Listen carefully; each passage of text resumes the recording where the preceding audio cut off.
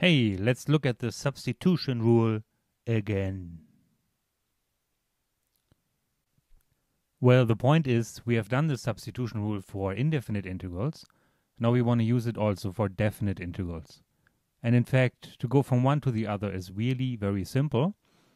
It just requires a little bit more of bookkeeping as we did before. So let's look here on the left. Here's the indefinite integral, 3x squared square root of x cubed plus 1. So this means we need to find the antiderivative of this term. Using substitution, right, we introduced a new function u. So in this case, u would be x cubed plus 1.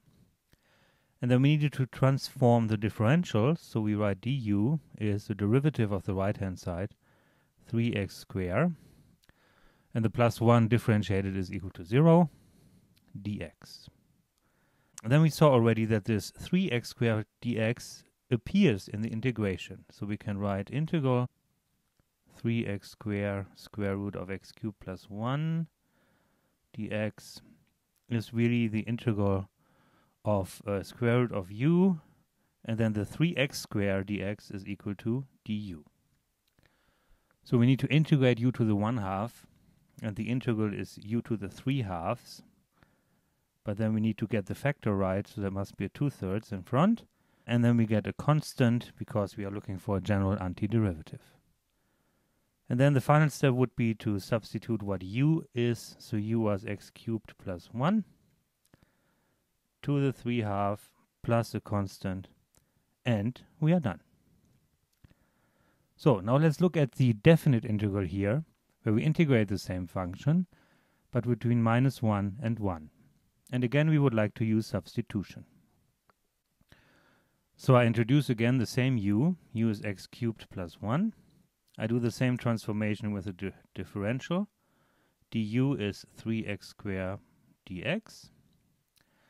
Then I'm already in a position to transform the inner part of the integral. Now what is missing now is the boundaries, right? We integrate from -1 to 1, which we need to transform to u now. So this is new. So when x is -1, this means u is what? Well, sub it into the formula. -1 cubed is still -1 plus 1, so that would be 0. And if x is the upper boundary, 1, then u would be 1 plus 1 is 2. So the new integration boundaries are 0 and 2. So then we continue.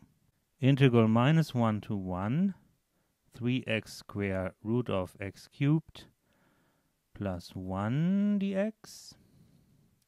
This then is equal integral from 0 to 2, and then square root of u du. Okay, so what I indicated in red here has changed compared to the other case on the other side. But now we can continue. We need to find the antiderivative of square root of u, which is u to the 3/2 times a factor 2/3, u to the 3/2. But then instead of writing plus c, now we have a definite integral, so we go from 0 to 2. Which meaning we need to sub in 2 and we need to sub in 0. If we sub in 2, then we get 2/3. We can do as 2 to the 3rd, which is 8. So that would be like a square root of 8. If we sub in 0, we get a 0.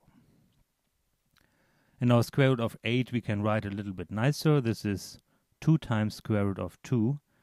And then the 2 multiplies with the other 2, so we get 4/3 square root of 2. So, instead of getting a general antiderivative like here on the left, now we get a number. We just get a number, and as you know, this corresponds to the area between the curve and the x-axis. The difference here is that we transform the boundary conditions too. So let's look how this looks formally. Here it is written formally, so we need to assume g prime is continuous on an interval ab, and f is continuous in g, and then we can write the integral a to b f of g of x, g prime of x dx, equals the integral of g of a and g of b, f of u du. Again, we transformed the integral boundaries as well. Hey, let's just do one more example. So solve the integral from 1 to e, sine of log x divided by x. Of course, using the substitution rule. So we substitute u to be log x. I think that's a good candidate here. And then the derivative du by dx is 1 over x.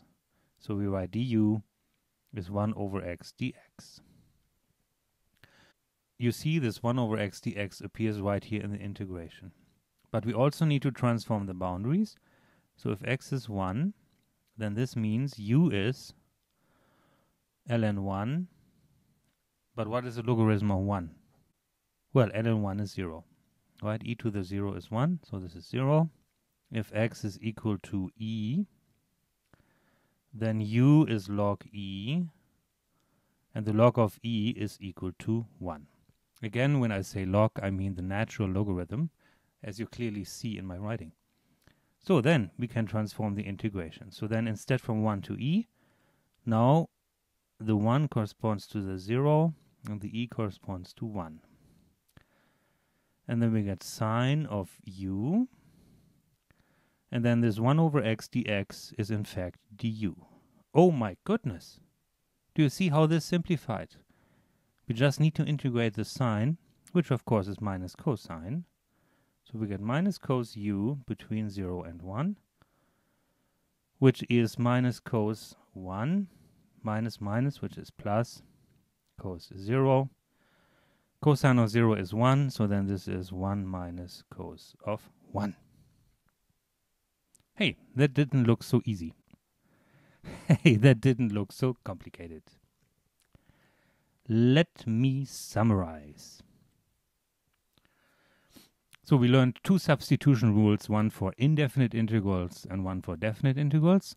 They really work the same. You define this function u and then need to find the inner derivative. In the second case, for the definite integrals, you also need to transform the integral boundaries. Oh, oh, oh, oh, oh. Oh, Tolo, what happened? Oh, you lost to the Vikings.